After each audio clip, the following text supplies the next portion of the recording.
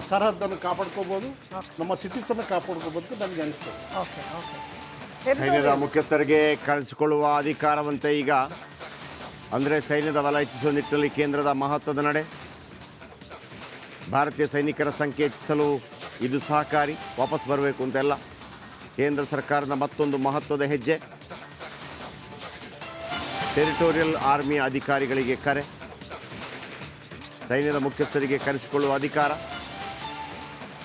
ಅಂದರೆ ಎಲ್ಲ ರೀತಿಯಲ್ಲೂ ಸೈನ್ಯದ ಬಲ ಹೆಚ್ಚಿಸಿರಬೇಕು. ಬೇಕಾದಷ್ಟು ಇರಬೇಕು ನಮಗೆ. ಒಮ್ಮೊಮ್ಮೆ ರಿಟೈರ್ಡ್ ಆಫೀಸರ್ಗಳನ್ನು ಕೂಡ ಕರೆಸ್ಕೋತಾರೆ, ಯಾಕೆಂದರೆ ಅವರಿಗೆ ಅದ್ಭುತವಾದಂಥ ಅನುಭವ ಇರ್ತದೆ.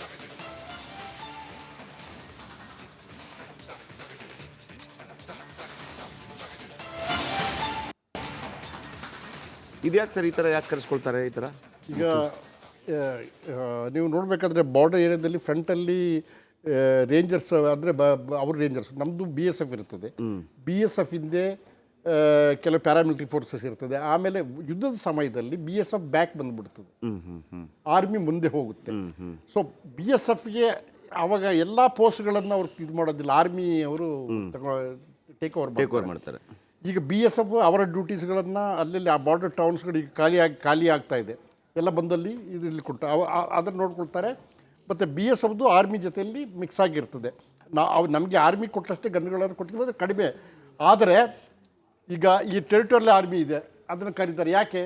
ಅದು ಯಾಕೆ ಅಂತ ಹೇಳಿದರೆ ಹಿಂದ್ಗಡೆ ಕಾನ್ವಾಯು ನಮ್ಮ ಮಿಲಿಟ್ರಿ ವೆಹಿಕಲ್ಸ್ಗಳು ಹೋಗಲಿಕ್ಕೆ ಬರಲಿಕ್ಕೆ, ಟ್ರಾಫಿಕ್ ಕಂಟ್ರೋಲ್ ಆಗಲಿ, ಅಡ್ಮಿನಿಸ್ಟ್ರೇಷನ್ ಆ್ಯಕ್ಷನ್ ಆಗಲಿ, ರ್ಯಾಷನ್ ಗೀಷನ್ ಇದು ಮಾಡೋದಾಗಲಿ, ಇನ್ನು ಕ್ಯಾಜುಯಾಲಿಟಿ ಎವ್ಯಾಕ್ಯುಯೇಷನ್ ಆಗಲಿ, ಈ ಟೆರಿಟೋರಿಯಲ್ ಸಮಯ ಬಂದರೆ ಎಲ್ಲರೂ ನಮ್ಮ ಆರ್ಮಿಯ ಸೆಕೆಂಡ್ ಟೇರ್ ಥರ್ಡ್ ಟೇರಲ್ಲಿ ಅದನ್ನು ಎನಿಮಿಯನ್ನು ಎಂಗೇಜ್ ಮಾಡಲಿಕ್ಕೆ ಈ ರೀತಿ ನಮಗೆ ಬಹಳ ಮ್ಯಾನ್ ಪವರ್ ಬೇಕು. ಯಾಕೆಂತ ಹೇಳಿದ್ರೆ 3,500 ಕಿಲೋಮೀಟ್ರ್ ಏರಿಯಾ ಕಾಶ್ಮೀರ ಗುಜರಾತ್ ತನಕ ಅದನ್ನು ಇಂಚಿಂಚು ಕಾಯಲಿಕ್ಕೆ ಕಷ್ಟ ಆಗ್ತದೆ. ಸೊ ನಮಗೆ ಮ್ಯಾನ್ ಪವರ್ ಆದಷ್ಟು ಈ ಟೈಮಲ್ಲಿ ಬೇಕು. ಪಾಕಿಸ್ತಾನದ ಈಗ ನಮ್ಮ ಹಲವು ನಗರಗಳನ್ನು ನಿನ್ನೆ ರಾತ್ರಿ ಅವ್ರು ಟಾರ್ಗೆಟ್ ಮಾಡಿದ್ರು, ನಾವು ಅದನ್ನು ಸಕ್ಸಸ್ಫುಲಿ ಹೊಡೆದು ಹಾಕಿದ್ವಿ ಅವರ ಟಾರ್ಗೆಟ್ ಕ್ಷಿಪಣಿಗಳನ್ನು. ಆದರೆ ನಾವು ಕೂಡ ಅವರ ಹಲವು ನಗರಗಳನ್ನು ಟಾರ್ಗೆಟ್ ಮಾಡಲೇಬೇಕಾಯ್ತು, ರಿಟಾಲಿಯೇಟ್ ಮಾಡಲೇಬೇಕಾಯ್ತು. ಸೊ ಅದು ಕಂಟಿನ್ಯೂ ಆಗುತ್ತಾ ಇವತ್ತು? ಯಾವ್ಯಾವ ಸಿಟಿಗಳನ್ನು ನಾವು ರಿಟಾಲಿಯೇಟ್ ಮಾಡ್ಬೋದು? ಅವ್ರು ಡೆಫಿನೆಟ್ಲಿ ಅವ್ರು ಮಾಡ್ತಾರೆ, ನಾವು ರಿಟಾಲಿಯೇಟ್ ಮಾಡಲೇಬೇಕಾಗುತ್ತೆ. ಸೊ ನೀವು ಹೇಳೋದು ಕರೆಕ್ಟು. ಬಟ್ ಒಂದು ವಿಷಯ ತಿಳ್ಕೊಳ್ಳಿ, ಇದು ನಾವು ಇಲ್ಲಿವರೆಗೆ ಅವರ ಏನು ಮಾಡ್ತಾರೆ ಅದಕ್ಕೆ ರಿಯಾಕ್ಷನ್ ಕೊಡ್ತಾ ಇದ್ವಿ. ಇನ್ಮೇಲೆ ರಿಯಾಕ್ಷನ್ ಕೊಡಬಾರ್ದು.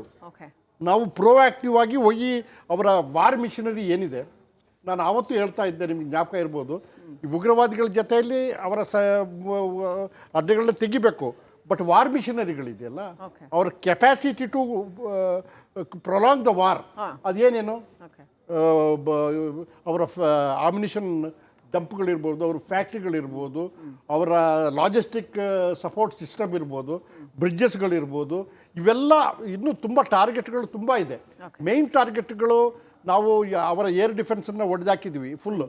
ಅದೇ ಮೇಯ್ನ್ ಕಂಟ್ರೋಲ್ ಲಾಹೋರಲ್ಲಿ ಇದ್ದಿದ್ದು, ಲಾಹೋರ್ ಹೊರಗಡೆ, ಲಾಹೋರ್ ಔಟ್ಸೈಡಲ್ಲಿ ಇದ್ದಿದ್ದು, ಅದನ್ನು ಇದಾಗಿಬಿಟ್ಟಿದೆ.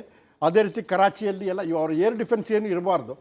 ಆದರೆ ಇನ್ನೂ ತುಂಬ ಟಾರ್ಗೆಟ್ಗಳು ಬಾಕಿ ಇದೆ, ಅವರು ಆ್ಯಕ್ಟಿವ್ ಆಗೋ ಚಾನ್ಸಸ್ ಇದೆ. ಇಷ್ಟಕ್ಕೆ ನಾವು ತುಂಬ ಇದಾಗಿಬಿಟ್ಟು ಈಗ ಬಿಟ್ಟರೆ ಇದು ನಮ್ಮ ಮೇಲೆ ಇನ್ನೂ ಬಹಳ ದಾಳಿ ಆಗ್ತದೆ. ಇವರಿಗೆ ಹೇಳಬಾರ್ದು ಆ ರೀತಿ ಕಂಟಿನ್ಯೂಸ್ಗೆ artillery shelling, air attack, drone attack continues ಮಾಡ್ತಾ ಇದ್ದು ಅವರ ಎಲ್ಲ ಒಂದು ಸಪೋರ್ಟಿಂಗ್ ಸಿಸ್ಟಮನ್ನು ನೀವು ನಲಿಫೈ ಮಾಡಿದರೆ ಮಾತ್ರ ಒಂದು ಹದ್ದಿಗೆ ಇದು ಬ್ಯಾಟಲ್ ಫೀಲ್ಡ್ ಪ್ರೋಗ್ರೆಸ್ಗೆ ಬರ್ಬೋದು. ಎಷ್ಟು ದಿನ ನಿಮ್ಮ ಪ್ರಕಾರ ಎಷ್ಟು ದಿನ ಕಂಟಿನ್ಯೂ ಆಗ್ಬೋದು ಅಂತ ಅನ್ಸುತ್ತೆ, considering the situation in Pakistan? Awesome Munir ಇವತ್ತು ನಿನ್ನೆ ಸೈನಿಕರಿಗೆ ಹೇಳ್ತಾ ಇದ್ದಿದ್ದು ನೋಡಿದ್ರೆ, ಅಂದರೆ ದೇವರ ಹೆಸರಲ್ಲಿ ನೀವು ಫೈಟ್ ಮಾಡಕ್ಕೆ ಹೋಗಬೇಕು ಅಂತ ಒಂಥರ ಅಸಹಾಯಕ ಧ್ವನಿಯಲ್ಲಿ ಹೇಳ್ತಾ ಇದ್ದಂಗೆ ಇತ್ತದು. ಆ್ಯಂಡ್ ಶಹಬಾಜ್ ಶರೀಫ್ ಆಸಿಮ್ ಮುನೀರ್ದು ಬಂಕರಲ್ಲಿ ಹೋಗಿ ಆಡಿಗೆ ಕೂಳ್ತಿರೋ ಅಂಥ ಒಂದು ಪರಿಸ್ಥಿತಿ. ಈಗ ಆಸಿಮ್ ಮುನೀರಿಗೆ ನನ್ನ ಮನಸ್ಸಿಗೆ ನಾನು ಕೇಳಿದಾಗೆ ಅವನ್ನ ಅರೆಸ್ಟ್ ಮಾಡಿದ್ರು ಅಂತ ಕೇಳ್ತಾ ಇದ್ದೀನಿ. ನಾಟ್ ಕನ್ಫರ್ಮ್ ಡೇಟ್ ಆದರೂ ಸಹ ಈ ಪಾಕಿಸ್ತಾನದಲ್ಲಿ ಇಲ್ಲಿವರೆಗೆ ಏನಾಗಿದೆ, ಮುಷರಫ್ ಕಾರ್ಗಿಲ್ನ ಮಾಡ್ದ, ಅವನದೇನು ಕಥೆ ಆಯಿತು, ಆಮೇಲೆ ಅದು ಅವರೇ ಒಳಗೆ ಜೈಲಲ್ಲಿಟ್ಟು ಅವನಿಗೆ ಜೀವವಾದ ಶಿಕ್ಷೆ ಕೊಡಬೇಕು, ಅದು ಇದು ಕೊಡಬೇಕು. ಒಂದೇ ಫಾರಿನ್ ಓಡಿಬಿಡ್ತಾರೆ, ಇಲ್ಲ ಬೇರೆ ಜನರಲ್ಗಳು ಲೆಫ್ಟಿನೆಂಟ್ ಜನರಲ್ಗಳು ಬಂದು ಅದನ್ನು ಟೇಕ್ ಓವರ್ ಮಾಡ್ತಾರೆ. ಒಂದು ಈ ಆಸಿಮ್ ಮುನೀರ್ದಿದ್ದೆ. ಎರಡನೇ ಪಾಯಿಂಟ್ ನೀವು ಹೇಳಿದ್ದು ಲಕ್ಷ್ಮಿಯವರೇ, ಅದು ಈಗ ಏನು ನಾವು ಇಸ್ರೇಲಲ್ಲಿ ನೋಡಿದ್ದೀವಿ, ಹೈಟೆಕ್ ವಾರ್ ಅದು. ಓಕೆ. ಹೈಟೆಕ್ ವಾರಲ್ಲಿ ಇವರು ಉಗ್ರವಾದಿಗಳು ಸೇನೆಯನ್ನು ಪ್ರಾರ್ಥನಾ ಸ್ಥಳದಲ್ಲಿ ಕೂರಿಸ್ಬಿಡ್ಬೋದು, ಇದು ಹಾಕೋದಿಲ್ಲ ಅಂತೇಳಿ. ಓಕೆ. ಇಲ್ಲ ಬೇರೆ ಬೇರೆ ಇದರಲ್ಲೆಲ್ಲ ಇದಾಗಿರ್ಬೋದು. ಇವ್ರನ್ನ ನಾವು ಇನ್ಫೆಂಟ್ರಿಯನ್ನು, ನಮ್ಮ ಕಾಲ್ದಳವನ್ನು ಜಾಸ್ತಿ ಎಕ್ಸ್ಪೋಸ್ ಮಾಡಿದಾಗೆ ಹೈಟೆಕ್ ಮಿಸೈಲ್ ವಾರ್ಗಳು ಮತ್ತು ಈ ಡ್ರೋನ್ ವಾರ್ಗಳಲ್ಲಿ ನಾವು ಆದಷ್ಟು ಎನಿಮಿ ಏರಿಯಾವನ್ನು ಸಾಫ್ಟ್ ಮಾಡಬೇಕು. ಓಕೆ. ಅದಾದ ನಂತರವೇ ನಾವು ಇನ್ನೂ ಲ್ಯಾಂಡ್ ಆರ್ಮಿ, ನಾವಿನ್ನೂ ನಮ್ಮ ಯಾವ ಒಂದು ಸೈನಿಕರು ಪಾಕಿಸ್ತಾನದೊಳಗೆ ನುಗ್ಗಿದ ವರದಿ ಇಲ್ಲಿವರೆಗೆ ಬಂದಿಲ್ಲ. ಈಗ ಏನಿದ್ರು ಸಹ ಹೈಟೆಕ್ ವಾರ್ಗಳು ಇನ್ಕ್ಲೂಡಿಂಗ್ ಏರ್ಫೋರ್ಸ್ ಆ್ಯಂಡ್ ನೆವಿ. ಈ ಏರ್ಫೋರ್ಸ್ ಆ್ಯಂಡ್ ನೆವಿ ಮೇಯ್ನ್. ಬಾಕಿ ನಮ್ಮ ಡಿಫೆನ್ಸಸ್ ಎದುರಿಗೆ ಅವ್ರ ಡಿಫೆನ್ಸಸ್ ಇದೆ. ಆ ಹಗಲು ರಾತ್ರಿ ಶೆಲ್ಲಿಂಗ್ ನಡೀತಾ ಇದೆ ಈಗ. ಫ್ರಮ್ LOCಯಿಂದ ಹಿಡಿದು ಎಲ್ಲ ಕಡೆನೂ ಇದಾಗಿದೆ. ಜಬರ್ದಸ್ತ್ ಇದು ಶೆಲ್ಲಿಂಗ್ ಆಗ್ತಾ ಇದೆ ಎರಡು ಕಡೆ. ರೈಟ್. ವೀಕ್ಷಕರೇ, ಇನ್ನಷ್ಟು ಮಾಹಿತಿಯನ್ನು ಕೊಡ್ತೀವಿ. ಸಾಕಷ್ಟು ಕುತೂಹಲಕಾರಿಯಾಗಿದೆ ಸಂದರ್ಭ ಕುರಿತಾದ ಇನ್ನಷ್ಟು ಮಾಹಿತಿಯನ್ನು, ಅಪ್ಡೇಟನ್ನು ಕೊಡ್ತೀವಿ. ಅದಕ್ಕಿಂತ ಮುಂಚೆ ಚಿಕ್ಕ ಬ್ರೇಕ್.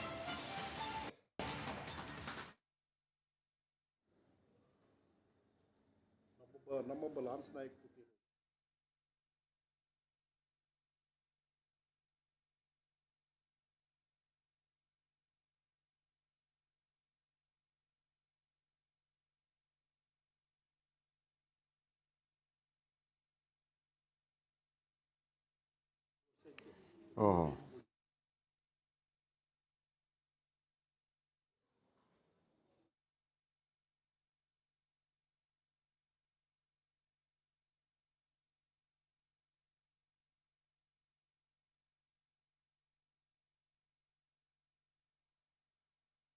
ಸರಹದ್ದನ್ನು ಕಾಪಾಡ್ಕೋಬೋದು, ನಮ್ಮ ಸಿಟೀಸನ್ನು ಕಾಪಾಡ್ಕೋಬೋದು ನನಗೆ ಅನಿಸ್ತದೆ. ಓಕೆ. ಓಕೆ. ಸೈನ್ಯದ ಮುಖ್ಯಸ್ಥರಿಗೆ ಕಳಿಸಿಕೊಳ್ಳುವ ಅಧಿಕಾರವಂತೆ ಈಗ, ಅಂದರೆ ಸೈನ್ಯದ ಬಲ ಹೆಚ್ಚಿಸುವ ನಿಟ್ಟಿನಲ್ಲಿ ಕೇಂದ್ರದ ಮಹತ್ವದ ನಡೆ.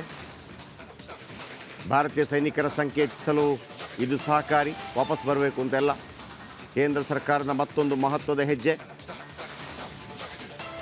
ಟೆರಿಟೋರಿಯಲ್ ಆರ್ಮಿಯ ಅಧಿಕಾರಿಗಳಿಗೆ ಕರೆ. ಸೈನ್ಯದ ಮುಖ್ಯಸ್ಥರಿಗೆ ಕರೆಸಿಕೊಳ್ಳುವ ಅಧಿಕಾರ, ಅಂದರೆ ಎಲ್ಲ ರೀತಿಯಲ್ಲೂ ಸೈನ್ಯದ ಬಲ ಹೆಚ್ಚಿಸಿರಬೇಕು. ನಮಗೆ ಬೇಕಾದಷ್ಟು ಇರಬೇಕು. ನಮಗೆ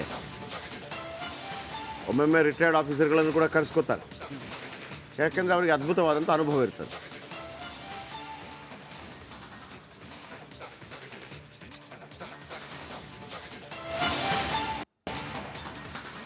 ಇದ್ಯಾಕೆ ಸರ್ ಈ ಥರ ಯಾಕೆ ಕರೆಸ್ಕೊಳ್ತಾರೆ ಈ ಥರ?